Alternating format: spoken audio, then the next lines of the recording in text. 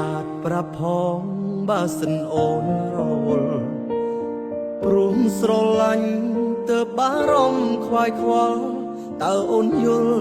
អារម្មណ៍នេះខ្លះទេ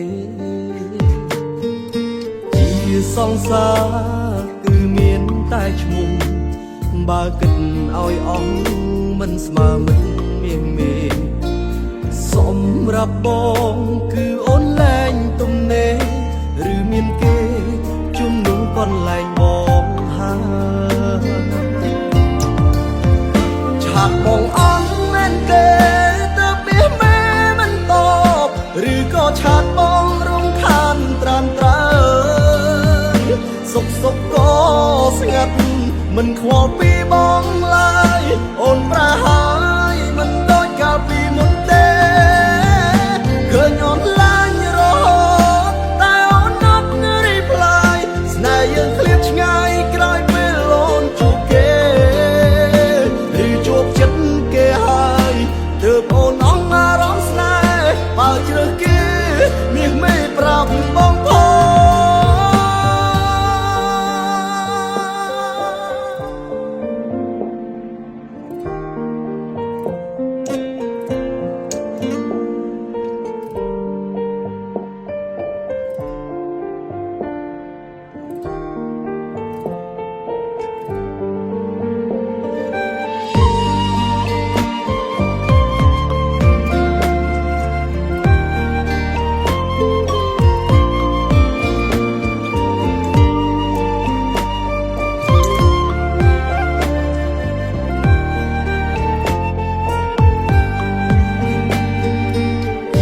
សង្សារគឺមានតែឈ្មោះ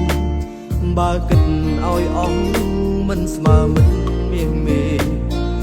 សម្រាប់បងគឺអូនលែងទំនេរឬមានគេជំនុំកន្លែងបងហើយ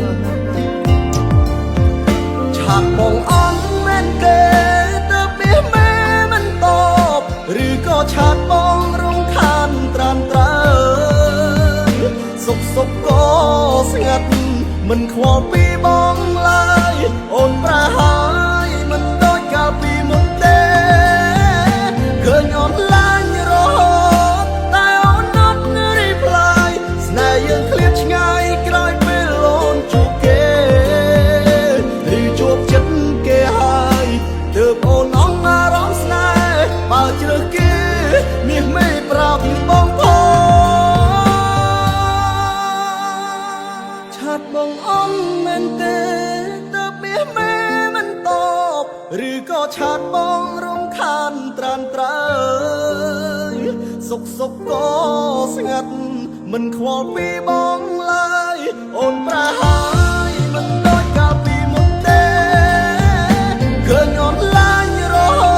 តតែអូនអត់រីផ្លាយស្នេហ៍យើងឃ្លាតឆ្ងាយក្រោយពេលអូនជួបគេ